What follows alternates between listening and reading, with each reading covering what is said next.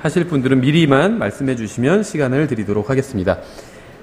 예, 오늘 저희 간단하게 계시록 34번째 시간인데요. 저희가 대환란 때 세계 종교에 대해서 좀 간략하게 살펴보도록 하겠습니다. 아마도 오늘은 주로 구약 성경을 좀 찾아보게 될 것 같네요. 계시록을 이제 2장과 3장에 주님께서 7교회에 보내는 말씀이 기록되어 있죠. 근데 이제 7교회에 보내는 서신을 보면 하나님께서 구약의 인물 중 두 사람을 들어서 경고하고 있는 것을 볼 수 있습니다. 그래서 계시록에서 두 사람의 구약 인물을 예로 들어서 이제 경고를 하고 있는데, 이제 이 두 사람은 하나님의 백성 가운데서 건전한 교리를 파기한 사람들입니다. 그래서 이 두 사람이 누군지 아시겠죠? 제가 한번 본문을 차례대로 읽어볼 테니까 들어보세요. 계시록 2장 14절에 먼저 첫 번째 인물이 나오죠. 계시록 2장 14절에 그러나 내가 너를 책망할 것이 몇 가지 있나니 이는 거기에 발람의 교리를 붙잡는 자들이 내게 있기 때문이로다. 그가 발락을 가르쳐 이스라엘 자손 앞에 걸림돌을 놓게 하고 우상들에게 희생물로 바친 것들을 먹게 하며 또 음행하게 하였느니라. 그래서 이 발람은 구약 성경에 나오는 대표적인 거짓 대언자입니다. 발락은 적그리스도를 상징하고 이 발람은 적그리스도인 적그리스도를 도와서 이제 일을 하는 거짓 대언자를 이제 상징한다고 보시면 됩니다. 그래서 주님께서는 이스라엘 백성이 하나님을 두려워하지 않고 우상 숭배에 참여하게 하고 음행하게 한 이 발람에 대해서 경고를 하셨습니다. 그러니까 발람이 이스라엘 백성들이 죄를 짓도록 이렇게 잘못된 걸 가르쳤는데, 주로 가르치는 내용이, 그러니까 이제 발람의 영향으로 인해서 이스라엘이 빠지게 된 죄가 음행과 우상 숭배죠. 두 가지입니다. 그 다음에 이제 2장 20절을 보시면 또 다른 인물이 등장하죠. 그럼에도 불구하고 내가 너를 책망할 것이 몇 가지 있으니 이는 내가 이세벨이라는 그 여자를 용납하기 때문이라. 그녀가 자기를 가리켜 여대언자라 하며 내 종들을 가르치고 꾀어 음행하게 하고 또 우상들에게 희생물로 바친 것들을 먹게 하는도다. 마찬가지죠. 그래서 둘째 인물인 이세벨도 하나님의 백성이 음행을 하고 우상 숭배에 참여하도록 가르쳤습니다. 그래서 이것은 참으로 좀 흥미로운 일인데요. 하나님께서는 계시록을 시작하시면서 이제 2장에 나온 내용이죠. 많은 구약 인물 중에 두 사람을 들어서 경고의 말씀을 주시는데, 이 사람들은 바로 하나님께 경배한다고 하면서 실제로는 음행과 우상 숭배를 가르쳤던 발람과 이세벨이었습니다. 그래서 대환란 때 세계 종교의 특징은, 그러니까 적그리스도를 중심으로 모이게 되는 이제 세계 종교가 탄생하게 되는데, 하나님의 이름으로 우상을 숭배하면서 도덕적으로 극도로 타락한 그런 종교가 등장하게 될 것입니다. 민수기 22장을 보면, 먼저 이제 제가 발람에 대해서 좀 살펴보면, 민수기 22장에 보면 발락이 이제 탐욕으로 가득 찬 발람이라는 거짓 대언자를 고용해서 이스라엘을 저주하게 합니다. 왜냐하면 저주하고 이런 건 자기의 영역이 아니에요. 발락은 정치 지도자거든요. 왕이었고. 그래서 이제 종교 지도자인 발람을 돈을 주고 고용하게 되죠. 그런데 이제 발람이 이스라엘을 저주하려고 할 때마다 하나님께서 개입하셔서 오히려 축복하게 하십니다. 그래서 하나님께서 이스라엘을 축복하시자 발람은 이스라엘을 저주할 수가 없었습니다. 그러니까 발람은 거짓 그 대언자가 맞아요. 그런데 나름대로의 영적인 어떤 그러니까 센스를 가지고 있었기 때문에 하나님께서 개입하셨을 때 이제 알아차립니다. 물론 이제 하나님께서 드러내놓고 발람에게 자기를 보여주셨죠. 그래서 발람이 대놓고 이스라엘을 저주하는 것을 하지 못하게 되는 상황에 빠지게 됩니다. 하나님께서 이스라엘을 축복하시자 발람은 이스라엘을 저주할 수가 없었습니다. 그래서 이제 발락은 굉장히 화가 났죠. 자기가 이제 발람을 스카우트해 왔는데 이스라엘을 저주하게 하기 위해서. 그런데 발람이 이스라엘을 저주하라고 할 때마다 저주하지 않으니까 발람은 화가 나게 되고, 또 발람도 굉장히 곤욕스러운 상황에 처하게 돼요. 발람은 돈을 굉장히 좋아하는 사람인데 하나님께서 개입하셔서 수입이 감소해 버렸잖아요. 하나님의 뜻대로 하다 보니까 이스라엘을 저주하지 말라 하면은 저주하지 않으면 발락이 돈을 안 주잖아요. 그래서 수입이 감소하게 되는 거예요. 그래서 이후로 발람은 이제 마귀로부터 기가 막힌 힌트를 얻게 됩니다. 그러니까 지금 그 이스라엘을 저주하지 않고 헤어지는 것으로 일단은 구약 성경에서는 이 민수기에서는 이야기가 끝납니다. 근데 발람이 이스라엘을 실제로 그 하나님을 떠나게 만든 그러한 내용은 지금 우리가 읽은 이 계시록과 신약 성경에 나와요. 구약 성경에 나오지 않아요. 그래서 우리가 신약 성경과 구약 성경을 비교해서 이제 발람이 이런 짓을 했다는 걸 알게 되는데, 우리는 이제 다 아는 관점에서 이야기를 한다면, 이제 발람이 그 이스라엘을 저주하려고 하지만 하나님께서 막으셔서 저주를 못하고 이제 돌아서 자기 집으로 가는 길에 아마도 마귀로부터 기가 막힌 이제 힌트를 얻게 됩니다. 하나님께서는 성적인 타락으로 인해서 가나안 민족을 멸하셨어요. 그러니까 가나안 민족이 좋은 민족이고 잘 살고 있는데 갑자기 이스라엘이 침공해서 침입한 게 아니라 하나님께서 항상 한 민족을 심판하실 때 다른 민족을 들어서 심판하십니다. 가나안 민족이 죄를 지었을 때 이스라엘 민족을 들어서 심판하신 거예요. 이집트 민족도 마찬가지예요. 이집트에 당시에 거주하던 사람들이 죄를 지었기 때문에 하나님께서 이스라엘을 들어서 또 심판을 하신 것입니다. 이스라엘이 죄를 지었을 때 어떻게 하셨을까요?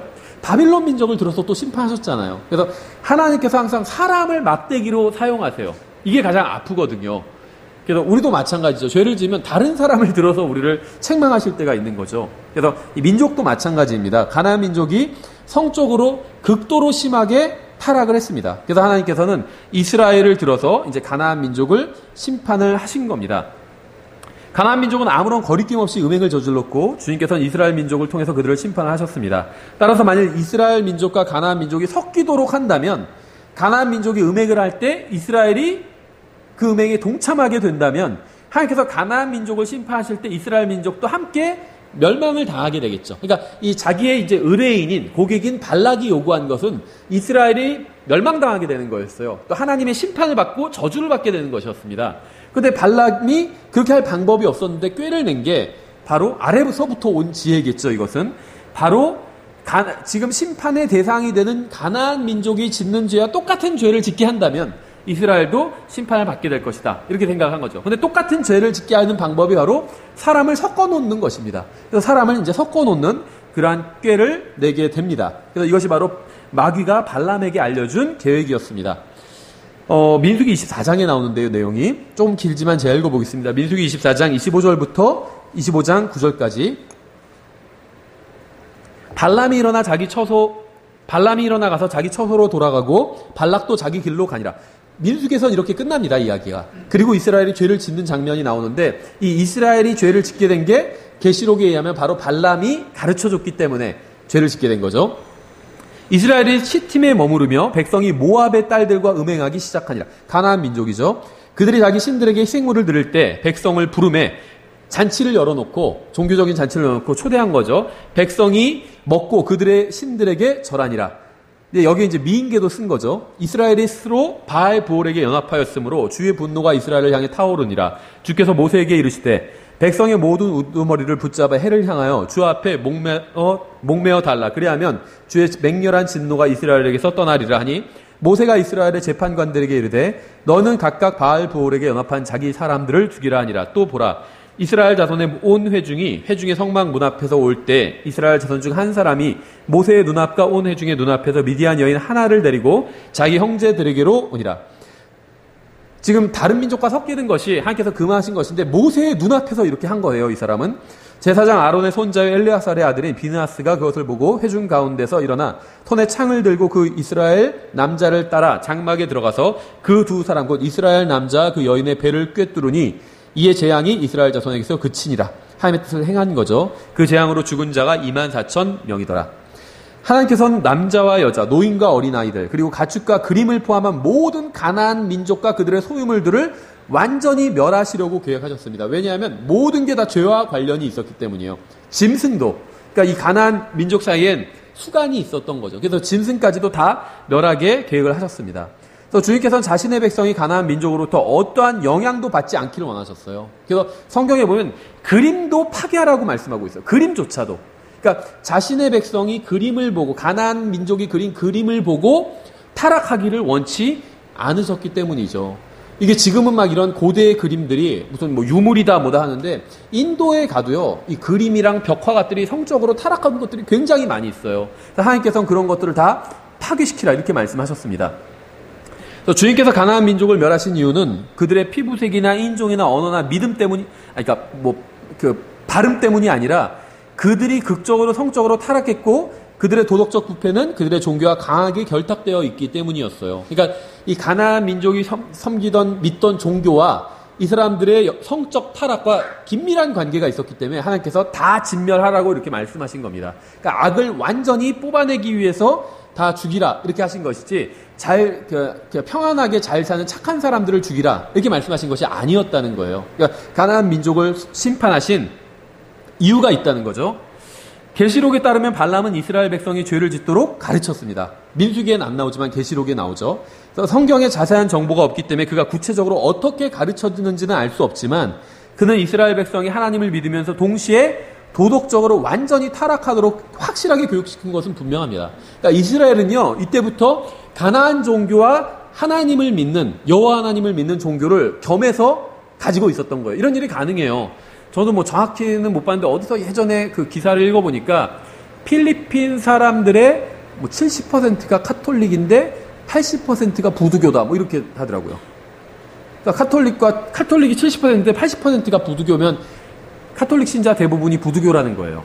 그래서 거기서 복음을 전하기가 어떻게 보면 대단히 어렵고 어떻게 보면 대단히 쉬워요. 복음을 전하면 다 받아들여요. 그런데 나중에 확인해 보면 다른 종교도 믿고 있어요. 부두교도 믿고 있고 다 믿고 있어요. 복음을 믿은 게 아니죠. 그러니까 복음을 전하기가 사실은 대단히 어려운 거죠. 이스라엘 백성도 마찬가지였다는 거예요. 가나안 자기들이 가지고 있었던 이제 하나님을 믿는 신앙도 가지고 있으면서 동시에 이제 이 가나안 민족의 종교를 갖게 됩니다. 이게 이제 바벨론 종교예요. 그래서 이것을 갖게 되고 그 뒤에 성경에선 계속해서 이제 여기에 대한 이야기들이 나옵니다. 발람은 담대하게도 모세를 전혀 개의치 않고 당당하게 거짓 교리를 백성에게 가르쳤습니다. 그래서 이 발람의 영향을 받은 사람들이 당당하게 모세의 눈앞에서 자기 하나님께서 이방 여자를 데려오지 말라고 하셨는데 그냥 데려온 거예요. 모세의 눈앞에서. 그러니까 굉장히 담대하게 죄를 짓고 있었던 거죠. 발람이 굉장히 담대하게 죄를 지은 거예요. 그래서 발람은 모세의 면제에서 가나안 여자들을 공개적으로 데려와서 이스라엘 남자들과 음행하게 할 만큼 담대했습니다. 이건 근데 전혀 이상한 일이 아니에요. 오늘날 교회도 공개적으로 들어온 어떤 거짓 교사들로 인해서 도덕적 기준이 낮아졌습니다. 하나님의 말씀이 기준이 되는 것이 아니라 영화, TV, 잡지, 인터넷 이런 이 세상의 영이 주관하는 것들이 기준이 되어버렸어요. 그래서 겉으로는 하나님을 섬긴다고 하지만 동시에 도덕적으로는 완전히 부패해버리고 말았습니다. 이거는요, 지금 미국 교회도 마찬가지고 한국 교회도 마찬가지고 전 세계 교회가 거의 공통적으로 일어나는 현상이고 심지어 킹제임스 성경을 믿는다고 하는 사람들 사이에서도 사람들도 도덕적 기준이 완전히 낮아졌어요. 제가 뭐 자세히 말씀드릴 수는 없지만 어떤 그 다른 형제님과 교제하면서 저도 뭐 깜짝 놀랄 그런 얘기들을 들었어요. 그러니까 킹제임스 성경을 믿는다고 하지만 도덕적 기준이 너무 낮아진 거예요. 본인만 죄를 짓는 게 아니라 다른 사람도 죄를 짓도록 유도하고 킹제임스 성경 믿는다고 하는데 저는 정말 깜짝 놀랐어요. 제가 자세한 얘기는 못 드리지만 다르지 않다고 생각해요. 저는 킹제임스 성경을 믿는다는 사람들이 실제로 그러니까 무엇이 문제냐면 킹제임스 성경을 말로는 믿는다고 하면서 실제 이 성경들이 말씀한 대로 살지 않는 거예요. 그러니까 킹제임스 성경을 믿는다고 생각하는 많은 사람들이 실제 자기가 킹제임스 성경에 나온 교리들에 동의를 해요. 머리로는. 그래서 그렇게 생각을 합니다. 근데 그 말씀대로 살지는 않는다는 거예요. 그러니까는 성경을 믿는 믿음과 사실은 생각이죠. 믿음이 아니라 그 생각과 실제 삶, 어떤 도덕적인 기준과는 괴리가 큰 거겠죠. 우리 사회는 머리부터 발끝까지 도덕적으로 완전히 붕괴해버렸습니다. 지금 완전히 붕괴된 상태예요. 그래서 도덕적인 어떤 올바름을 얘기하면 오히려 편협하다 이런 얘기를 듣게 된다는 거죠. 그래서 이러한 도덕적 붕괴는 진보와 보수의 차별이 없습니다. 진보는요, 밖에서 드러내놓고 막 동성연애자들 지지하죠. 동성연애자들 지지하는 사람들 다 진보예요. 보수는 어떻게 하는지 아세요? 뒤에서 무슨 룸사롱 같은 데 다니고 다 그렇게 해요. 꼭 다 그런 건 아니지만 대부분 특징이. 이 점에 있어서는 교회도 빠지지 않습니다. 대부분의 교회의 목적은 보다 큰 교회가 되는 게 교회의 목적이에요.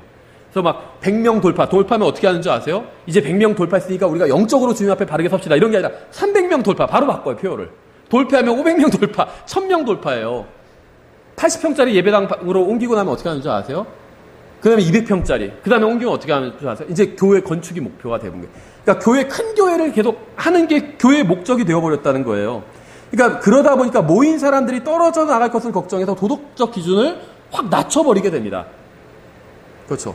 음행에 대해서 막 책망하고 그러면 떨어져 나갈 수도 있잖아요. 그러니까 공공연히 벌어지는 음행이나 간음도 말씀을 통한 책망 없이 그냥 용납하는 거예요. 주님께서 용서하라고 하셨잖아요. 그러니까 우리는 다 용서해야 됩니다. 이런 식으로 나간다는 거죠.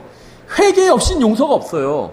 하나님께서 용서하라고 하셨지만 회개를 하면 용서하라는 거지 회개하지도 않는데 어떻게 용서를 해요? 예를 들면 간음의 죄를 졌는데 회개하지 않잖아요. 그럼 쫓아내야 돼요, 교회. 그게 교회를 순수하게 지키는 최선의 길이거든요. 그러니까 누군가 죄를 짓고 회개한다면 우리는 주님을 찬양할 것입니다. 그 사람을 받아줄 것이고, 하지만 우리가 죄에 대해 아무런 경고도 하지 않고 회개하지도 않은 사람과 연합한다면 우리가 아무리 바른 성경과 바른 교리를 가지고 있다 해도 우리는 그저 수많은 배교한 교회들 중 하나라는 거예요. 그러니까 하나님 앞에서는 킹제임 성경을 믿고 바른 교리를 알고 있으면 되는 게 아니라는 겁니다. 그 말씀대로 살아야 돼요. 킹제임 성경 갖고 있고 바른 교리는 갖고 있지만 다른 교회들과 도덕적 기준이 같아요. 교회에서 누가 간음을 해도 그냥 다 용납하고, 그렇다면 그게 무슨 소용이 있느냐는 거예요. 그냥 똑같이 배교한 교회예요. 배교한 교회 중에 그냥 킹제임 성경 사용하고 교리만 전천년주의 고수하는 것 뿐입니다. 그건 의미가 없어요. 발람은 하나님을 섬기고 있으면 음행을 하거나 성적인 죄를 짓거나 우상 숭배를 해도 괜찮다고 이스라엘 백성을 가르쳤습니다. 이게 바벨론 종교의 특징이고 마지막 때 등장할 세계적 종교의 특징이고 또 가나안 종교의 특징이었어요. 그 결과 이스라엘 백성은 하나님의 심판을 받았습니다. 계시록에는 마지막 때는 사람들이 종교를 버릴 것이라고 되어 있지 않습니다. 마지막 때는 사람들이 더욱 종교적이 될 것입니다. 하나님의 말씀이 아닌 자기 마음대로 믿으면서 주님을 제대로 섬기고 있다고 생각할 거예요. 그러니까 대환란 때의 종교는 세상의 철학과 변개된 말씀이 혼합된 체계를 이룰 것입니다.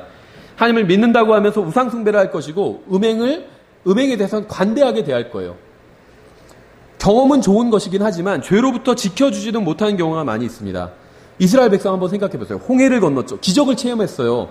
이집트인들이 몰살당하는 것을 봤고 어린 양의 피로 구원도 받았고 밤에는 불기둥, 낮에는 구름기둥이 인도하는 것도 보았고 하늘에서 내려오는 만나도 먹었고 반석에서 나오는 물도 마셨지만 어느 날 나타난 거짓 교사의 가르침에 때맞춰 등장한, 거짓 교사만 등장한 게 아니죠.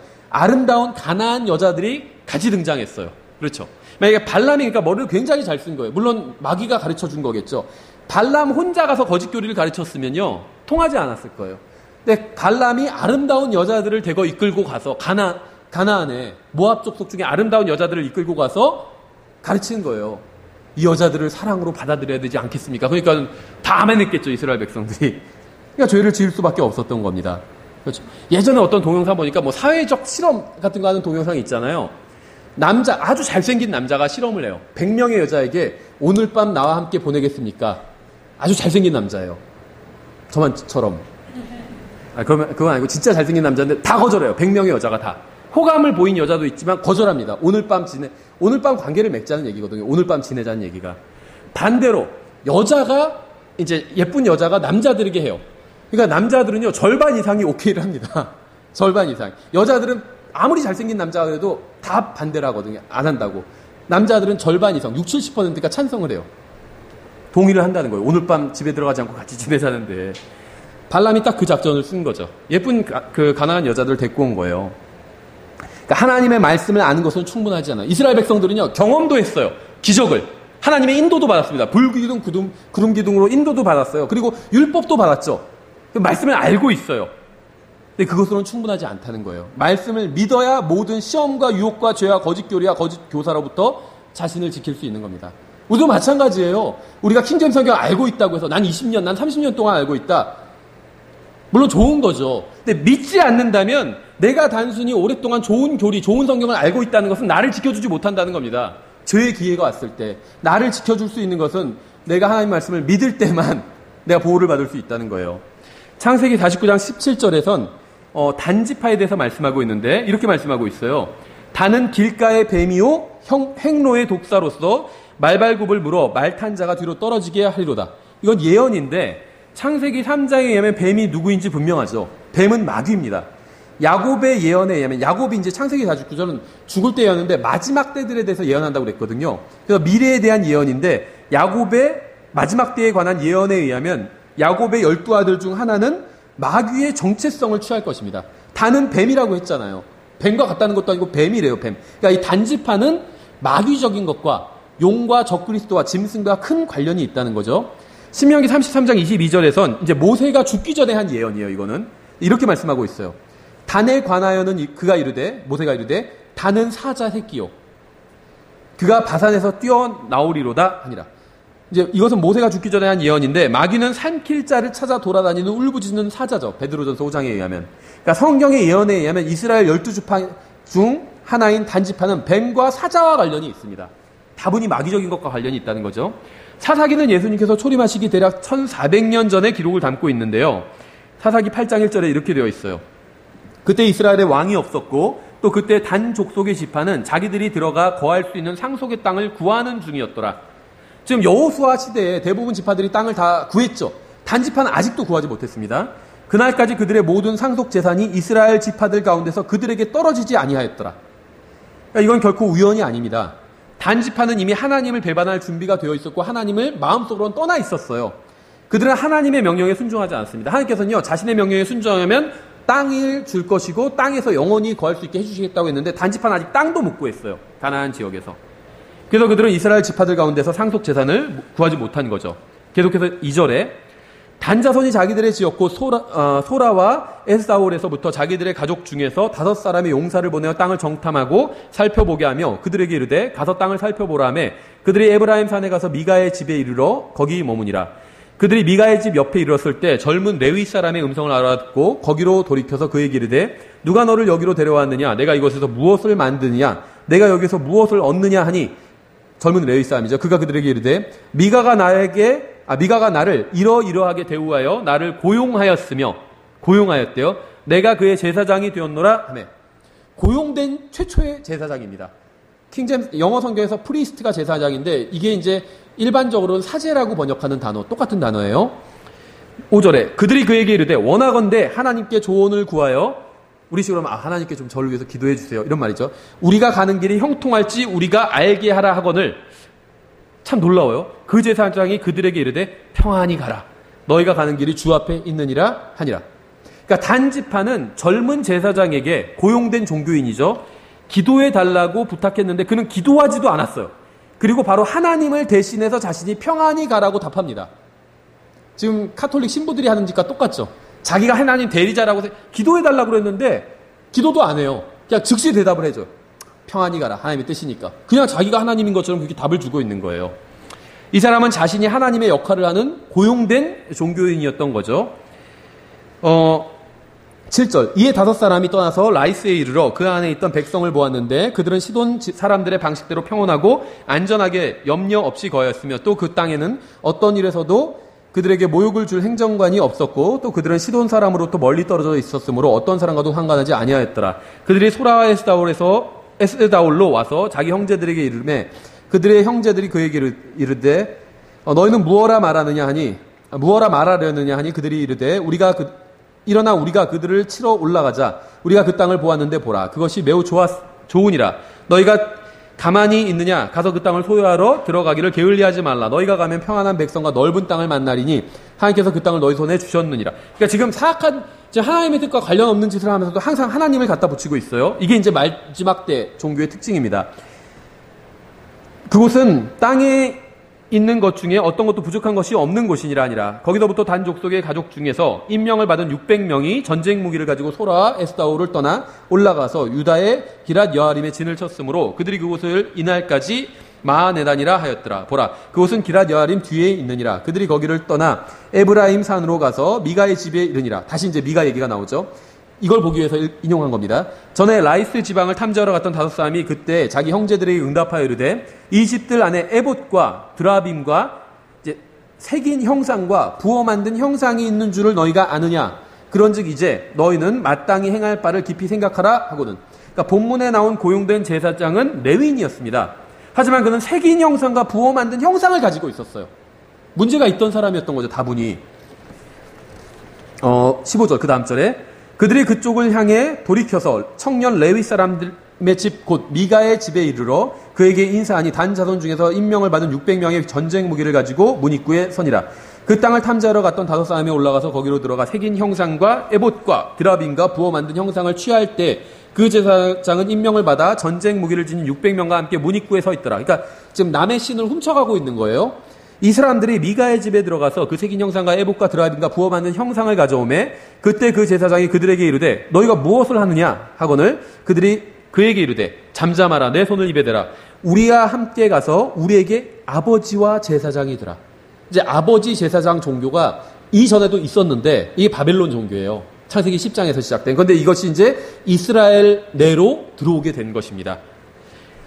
내가 한 사람의 집에서 제사장이 되는 것이 낫겠느냐 혹은 이스라엘 안에 한 가족 곧 한 지파의 제사장이 되는 것이 낫겠느냐 하니 그러니까 단지파는 다른 사람에게 고용된 제사장과 새겨 만든 형상과 부어 만든 형상을 훔쳐오면서 레위 청년을 자신들의 제사장뿐 아니라 아버지로 삼았습니다.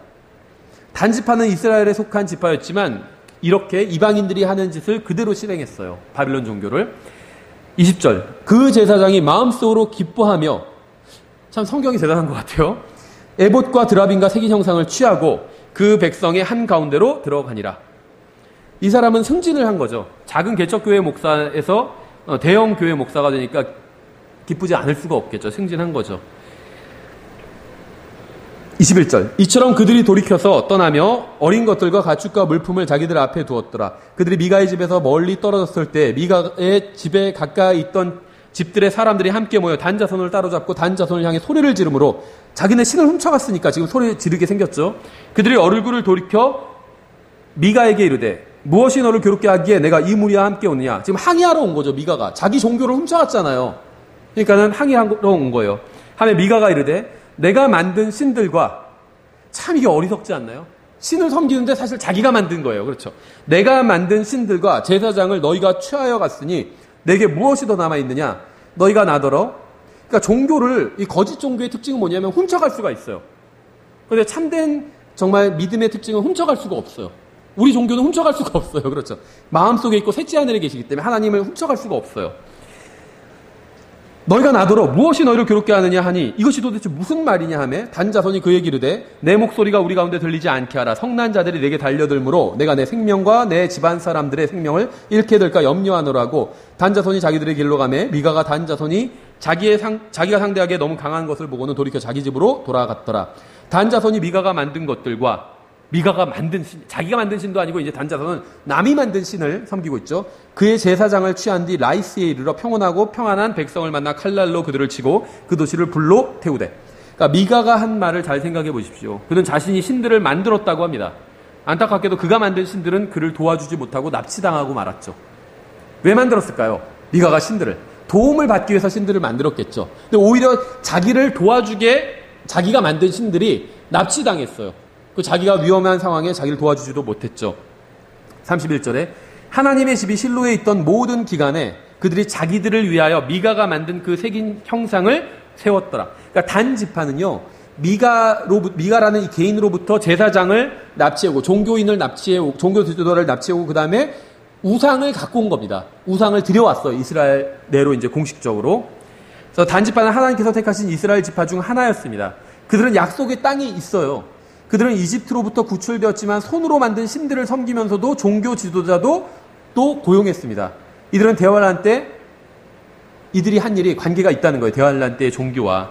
근데 단지파가 이제 시돈에 있는 페니키아 해변에 정착했어요. 그러니까 단지파는 우상 숭배를 한 것만이 아니라, 그러니까 단지파만 우상 숭배를 한 것이 아니라 이스라엘의 왕도 우상 숭배를 나중에 하게 됩니다. 그러니까 이 단지파를 통해서 가나안 그 종교가 들어오게 되죠. 근데 단지파가 정착한 곳이 시돈에 있는 페니키아예요. 시돈이에요, 시돈. 그래서 단지파가 이스라엘 내로 우상 숭배를 들여오게 되고 나중에 몇백 년이 흘러서 이스라엘의 왕조차도 이제 우상 숭배자가 됩니다. 열왕기상 16장 29절부터 33절. 유다왕 아사의 제38년에 오므리 아들 아합이 이스라엘을 통치하기 시작하니라. 오므리 아들 아합이 사마리아에서 22년 동안 이스라엘을 통치하니라. 오므리 아들 아합이 자기 이전에 있던 모든 사람보다 더 주의 눈앞에서 악을 행하였더라. 그가 느밧의 아들 여로보암의 죄들 가운데서 걷는 것을 가벼운 일로 여기고 시돈 사람들의 왕 엣바알의 딸 이세벨을 아내로 삼으며 또 가서 바알을 섬겨 그에게 경배하고 자기가 사마리아에 건축한 바알의 집에 바알을 위하여 제단을 쌓으며 또 작은 숲을 만들었으니 아합이 자기 이전에 있던 이스라엘의 모든 왕보다 주 이스라엘의 하나님의 분노를 더 많이 일으켰더라. 이제 우상은 단지파에만 있던 것이 아니라 이스라엘 왕궁에도 있었습니다. 이제 이스라엘 안에는 손으로 만든 형상과 바알의 집과 바알의 제단과 작은 숲과 고용된 제사장, 사제가 있는 거예요. 오래전에 단지파가 이스라엘 안으로 끌고 들어온 것을, 이 우상 숭배를 이세벨이 굳히고 있을 때 누가 하나님의 말씀을 선포하는 사역을 했는지 아시죠? 바로 3년 반 동안 비가 오지 않게 했던 엘리야였습니다. 그러니까 하나님께서는 계시록을 통해서 발람과 이세벨이 주님의 백성에게 가르친 것에 관해서 경고를 하셨어요.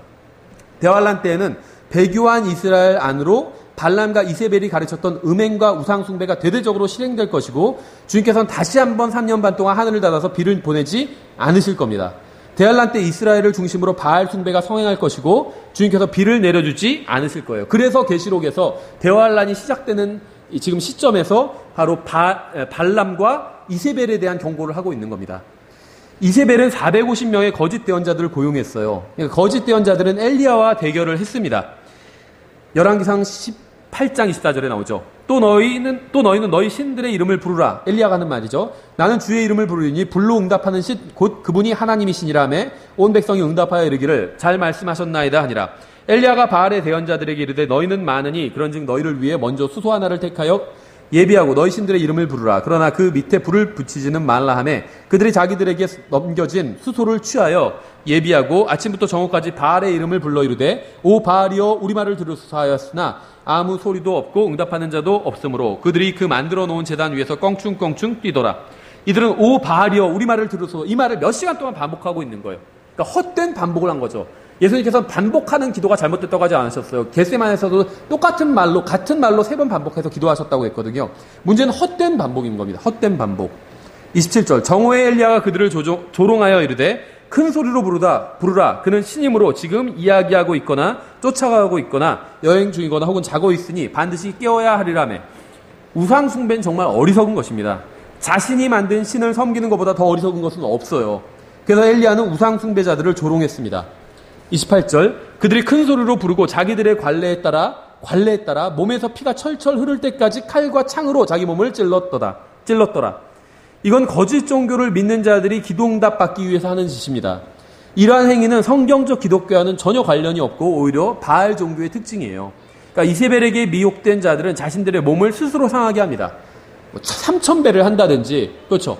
다음에 로마 카톨릭 그 강한 지역에서 필리핀 같은 데서 막 실제로 채찍질을 한다든지 그런 자기 몸을 상하게 하는 짓을 하는 것은 바알 종교의 특징이라는 거죠. 열왕기하 10장 21절에 이렇게 되어 있어요. 예후가 온 이스라엘에 두루 사람을 보내었더니 모든 바알 숭배자들이 오므로 오지 않는 자는 하나도 남지 아니하였으며 그들이 바알의 집으로 들어가매 바알의 집이 이 끝부터 저 끝까지 가득 찼더라. 예후가 예복실을 담당하는 자에게 말하되 예복을 가져다가 모든 바알 숭배자들에게 주라 하매 그가 그들에게 예복을 가져오니.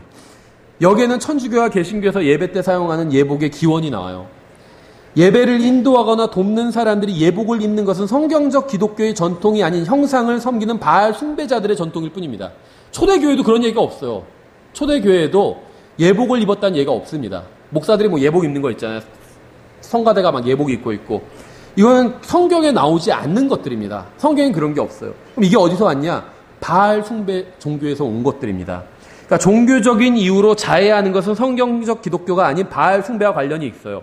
이 모든 것들은 그대로 대환란 때 세계 종교의 특징이 될 것입니다. 예수 그리스도께서 우리의 죄값을 치러주셨기 때문에 우리는 자해할 필요가 전혀 없습니다. 우리가 하나님의 호의를 얻기 위해선 자해할 필요가 없고 그저 예수 그리스도의 십자가 앞으로 나아가면 되는 거죠. 마지막 때인 대환란 때의 종교는 온갖 음행을 용납할 것입니다. 성경에 동성연애 용납하고 그렇죠. 성경에 의하면 하나님은 사랑이시지만 사랑이 하나님은 아닙니다. 하나님보다 사랑을 더 중요하게 여기면 오류에 빠지게 돼요. 게다가 세상이 생각하는 사랑은 육체적인 사랑입니다.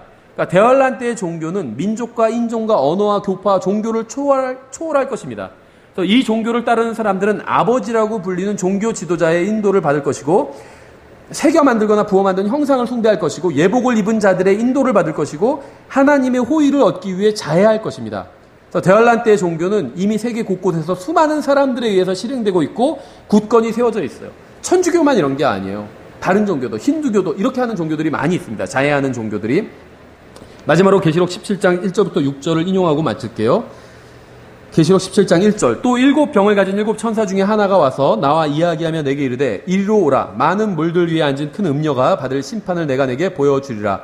땅의 왕들이 그녀와 음행하였고 땅에 거주하는 자들도 그녀의 음행의 포도주에 취하게 되었도다 하고 이처럼 영안에서 나를 광야로 데리고 가니라. 내가 보니 한 여자가 신성 모독하는 이름들로 가득하고 7머리와 10뿔을 가진 주홍색 짐승 위에 앉아 있더라. 그 여자는 자색 옷과 주홍색 옷을 차려입었고 금과 보석들과 진주들로 꾸몄으며 다증한 것들과 자기들의 음행으로 인해 더러운 것으로 가득한 금잔을 손에 가졌더라. 그녀의 이마에 한 이름이 기록되어 있는데 신비라 큰 바벨론이라 땅의 창녀들과 가증한 것들의 어미라 하였더라. 또 내가 봄에 그 여자가 성도들의 피와 예수님의 순교자들의 피에 취하였으므로 내가 그녀를 보고 크게 놀라며 이상히 여기니 짐승 위에 올라탄 이 여자는 겉으로는 아름다운 외모를 하고 있지만 속에는 가증한 것들이 가득했습니다. 겉모습은 휘황찬란했지만 속은 완전히 썩어 있었어요. 그래서 대환란 때의 종교의 특징은 외형적으로는 경건해 보일지 몰라도 막 웅장하고 건물이 내면은 음행으로 인해서 더러운 것들로 가득할 것입니다. 편안하고 안락한 것은 잘못이 아닙니다. 주님께서는 라오디게아 사람들의 교회를 책망하시면서 그들의 교리가 잘못되었다라고 하지 않으셨어요. 그들이 변개된 성경을 사용한다고 하지도 않으셨습니다.